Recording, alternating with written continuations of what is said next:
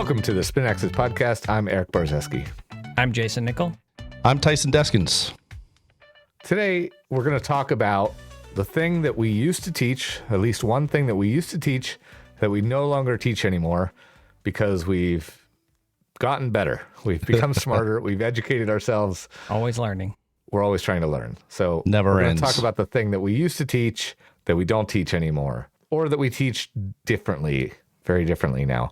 Jayson, we're going to start off with you. What did you used to teach that you don't teach anymore? Yeah, the big one for me, I mean, Andrew Rice is one of my favorite golf coaches, and I remember like downloading his like chipping wedge shot course, and I was like, I love that, right? And he talked about this, and he said it openly. He's like, I was wrong. That's not the best for everyone. You mean a golf instructor admitted they were wrong? Yeah, and that's Props. again why I absolutely love the guy, right? Still learning, top 50, top 25 golf coach in the States, and still goes, nope, I was wrong. Yeah. This is a little bit better for golfers. And so what I learned from him was to be really shallow into your chip shots.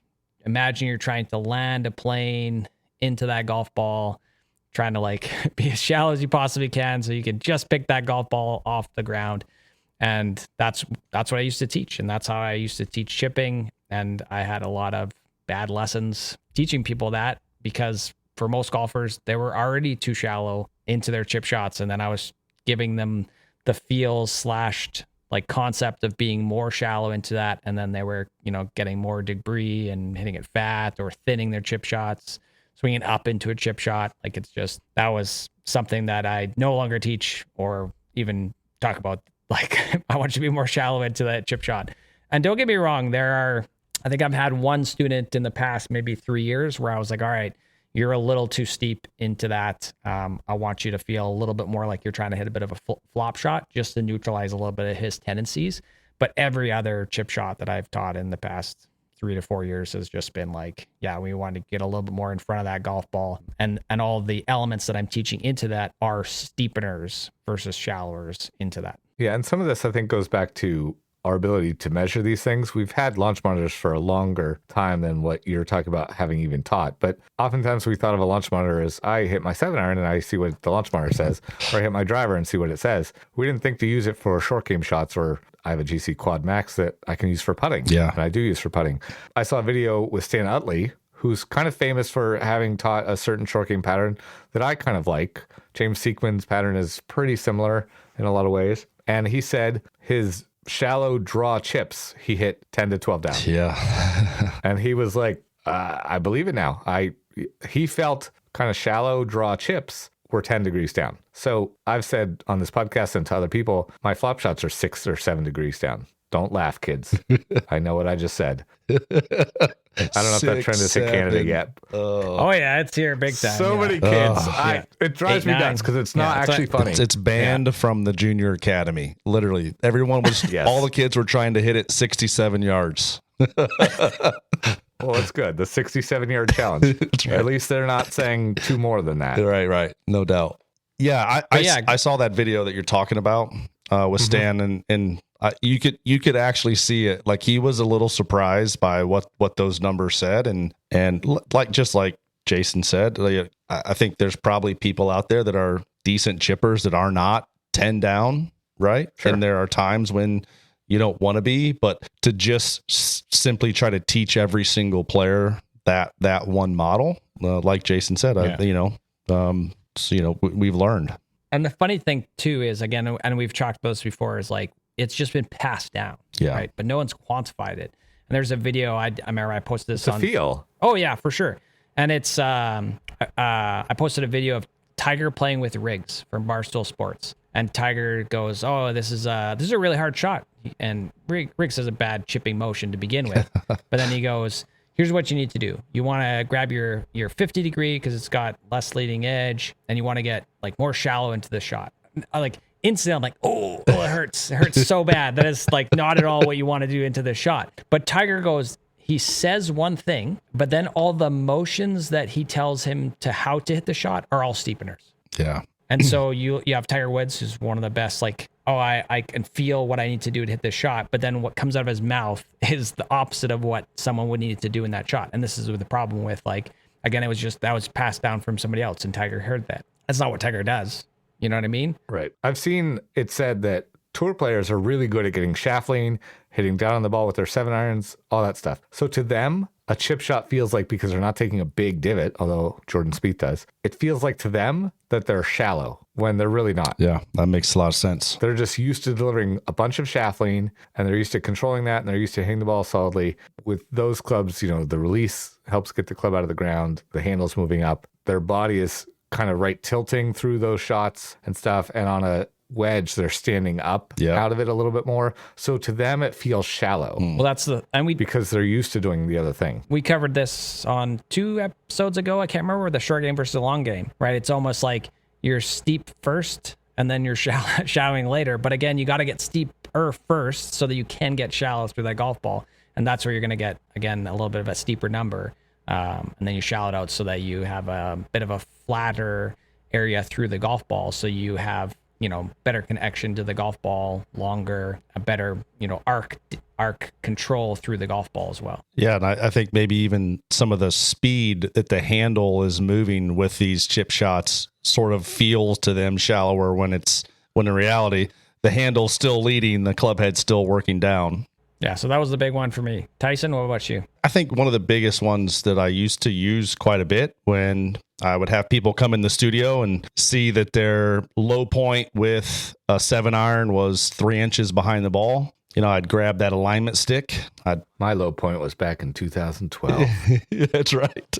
Yep. I don't know why I can't hit it crispy, right? Well, it's maybe because, you're hitting a foot behind it. Maybe. The Punisher drill, right? You put the alignment stick up the left side of the shaft, you put it underneath their armpit, you have them make these little chippy motions and try not to smack themselves with the alignment stick. And I used it. I used it a lot, and you would definitely see a big difference in low point. You would see a big difference in shaft lean, but you also saw a lot of shanks and people not being able to put the center of the face on the ball. And then you would also see just these unrealistic wrist angles out at P9. You're just not going to be able to maintain. And so I think I haven't used that drill in a long time. And typically now, if somebody's low point so far behind the ball, it goes to their lateral shift off the ball, goes to how they're loading, into the downswing. And I'm able to help them with the body motion, which then gets the low point to move more forward, right, with a more realistic release pattern. And I think also then just better contact and more dependability. What you needed to do was get a bayonet blade instead of the alignment stick and put that in there. And then they would clean it up in no time. 0 time. Go ahead and or whack you wouldn't yourself. have to deal with that anymore. Well, it to your point, Eric, I can vividly remember. They wouldn't be a student for long. I can vividly remember. Or they'd be a student for life, see? That's right. This I have a student for life. The last half hour of his life. Right. Exactly. I taught him the rest real of his well. Life. Yeah. That's right. He never went to another coach after me. No. Nope. His low point was better. Yeah. He was 6 feet down. 6 feet under. But I swear, people, we have not drunk anything. No, we're completely totally sober. Fine. We're totally sober. I don't know what's going on. I think it's the cold weather. The Punisher drill. The Punisher drill is, Jayson showed us, it's negative 13 Fahrenheit. Right. That's so cold. I feel bad because I just realized that my heater was on, and probably earlier in this episode, you've got this sweet hum every time I'm talking because it's trying to keep me from freezing inside here. I'll tell you, maybe I didn't hear it, but yeah. So the Punisher is not a great drill. I think it was on our earlier episode about drills we hate. I think Jayson might have picked that one, but yeah, most definitely. Yeah, Punisher versus Alien 2, not That's a right. good film. That's right. I can remember an older student though. This is probably 5-6 years ago at this point, and I did the Punisher drill with him in a lesson, and he's like, "Hey, do you care if I go down to your first bay and hit some balls before I leave?" And I had another lesson, and the thuds of him hitting himself in the rib cage over and over. And I will learn this. I will, he was determined to do the drill properly, and I heard this guy thud, just smack his left rib cage. And I asked him a couple weeks later, I'm like, "Hey, how's everything going?" He's like, "All right." I'm like, "All right, are you okay?" Like jokingly. I can't get out of my car. That's right. Are you okay? And he's like, what do you mean? I'm like, well, you were really grinding on that and you were smacking yourself pretty hard there. Yeah, I feel, again, like Jayson said, I think as we learn, how things are created, hopefully I can say in another 5 or 6 years that there's certain things that I'm teaching today that maybe I don't teach the same way or I talk about differently. Yeah. Is there ever a time that you use it for a chip shot, for anything little? Is there ever really a time that you use it? For a chip shot anymore, I will use it sparingly. I'll give you an example of just a pattern, of that player who their legs will sort of collapse through, so their body's going down, which we know we don't want to do on those chip shots. Mm-hmm. And then that bleeds into their lead wrist extending, so they don't just stick the club, a foot into the ground, right? They're trying to pull the club into their body.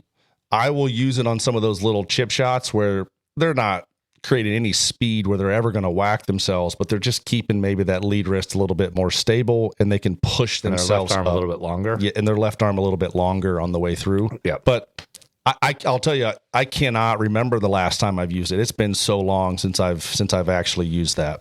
Yeah, I don't use it. I don't think Jayson. Negative. Right. Yeah. So Erik, what's one thing that you used to teach but you don't teach anymore? This is one thing that if you look at some 2D images, you can kind of be fooled by this. And that is extending the trail knee, the trail leg. You can look at some 2D images from some probably not optimal camera angles, because really to assess knee bend, we would want to be perpendicular to the axis of the thigh and the fibula and tibia and perpendicular to the plane of that triangle that is formed when you bend your knee.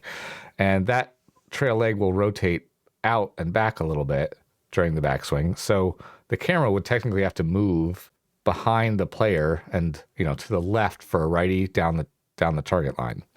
It would tend to want to move that way a little bit to truly assess how much the knee is bent. And if the knee moves out like 25 degrees, which is not an uncommon number, if the knee rotates out that way, it can really affect what it looks like, the trail knee looks like. I never taught it to straighten, because straightening is like being half pregnant. It's a binary state. Something is either straight or it's not. So I never ever used the word straighten, but I used to say extend your trail knee. I used to say stretch the whole trail side of your body out.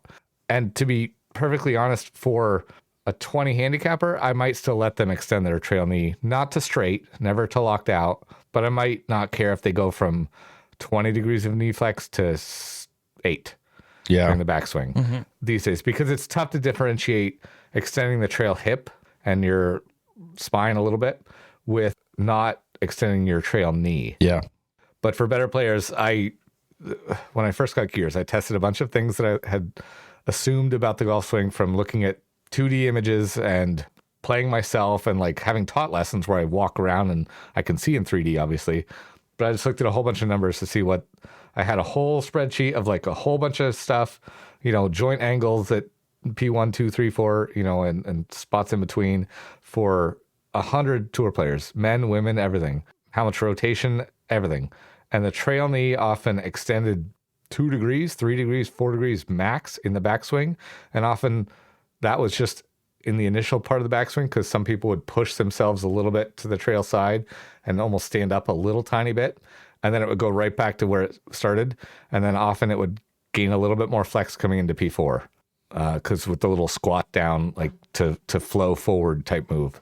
And so it's a lot easier when your knee is bent for it to stay pointing forward, because I've seen a lot of players that rotate their trail knee way too far out because it extends too much. And when your leg is closer to straight or more extended, it's a lot easier to rotate that trail leg out. You can get too much pelvis rotation. You can get your leg turning into what I call a stick again, which pushes your pelvis forward, and then you get stuck on your front leg a little too much. So if your knee stays flexed, you can load internally into that trail hip, push your trail glute and side of your hip back and load and gain depth with that. And then your trail leg can also help you push forward, which, to be clear, is during the last half of the backswing, not really during the downswing. Absolutely. You shove to the trail side, and then you stop that motion and push forward before the end of the backswing, and then you're almost done pushing then. Yeah. But if your leg is extended, you can't really push unless you plantar flex your ankle. Right. That's the only way you can really push. Or slightly abduct your leg. But neither of those are things that golfers do. So, well, how about you guys? Do you see? I imagine you probably let some bad players. It's like priority 7 on their list. Like you can't get to it right away. But for good players, it's something that cleans up a lot of pelvis movement. Yeah, absolutely. And I always say, I think the type of pants guys are wearing can make it look one way when it's not. Like it can, I think that's what's the cool thing about the gears is you've got the little sensor and you're measuring exactly what it's doing. You're not just looking at that 2D image. Sometimes it's hard to see because of the type of clothing the player's wearing what that leg is doing on a 2D video. But yeah, I definitely am always, especially with like you said, with the better player, I'm always looking at how much is that leg lengthening or straightening, extending, and if it's doing too much, it's definitely one of those, hey, we're not loading into the trail hip the right way. Let's attack that. Yeah. And like the people that don't quite move as well as we need them to do, I don't mind a little bit of that. You're going to lose a little bit of flexion on that trail leg, drop that trail leg back a bit, like flare the foot out, whatever you can do to turn and load a little bit better into that backswing, which again, as we talked about, is going to help you get into a better position to make the downswing. And, yes, that's what we're looking for. Yeah, it's always about the priorities, right? As we're teaching humans, and everybody's out there is going to move differently. I think we're always trying to make the biggest change with the 1 or 2 big pieces, and sometimes that might not be the leg, right? Hopefully, we can have a plan for a player where eventually we can attack that. But yeah, sometimes there's bigger fish to fry. Yeah, we've also all seen players who sag in both knees. Yes. Yes.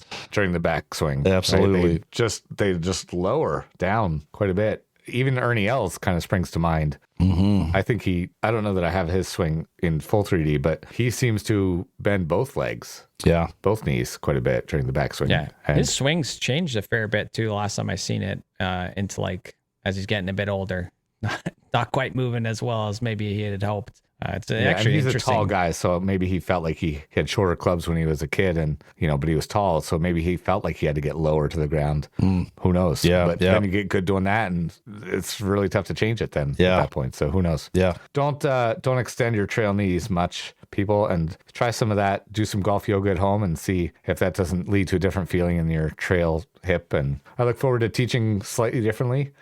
As we learn more and more, I think all of us we're gonna have fewer of these things that we don't teach anymore. That we will revise how we say things. We will revise a little bit about how we teach, but especially with the more measurements we have, and it becomes easier to say, no, I'm feeling pretty good about this, what I'm saying, because it's what the game's best players do. And I'm leading you toward more common moves that good players make and not. So I don't think we're going to have a big list of things in the future that we've changed from here on out, but I'm open to it. Yep. If someone can tell me I'm wrong and why, I love that. I'm very interested. Absolutely. Yep. And I think we're working towards best practices is basically what's happening, right? Because of all the measuring. So it's fun to sometimes admit that you're wrong. So means we're learning, means we're getting better. And in the end, you're always just teaching the student that's in front of you. That's right. How does Mr. Johnson hit the ball the best? Might be this way. Perfect. Awesome. Love it. Keep going out there and enjoying the game. Yep. And if you feel like you guys need help with the game, follow us on the Spin Axis podcast. Make sure you hit that subscribe button and share with all your friends. And remember, you can always find us online at thespinaxis.com. Listen to all our past episodes, and you can find us online on the socials at the Spin Axis.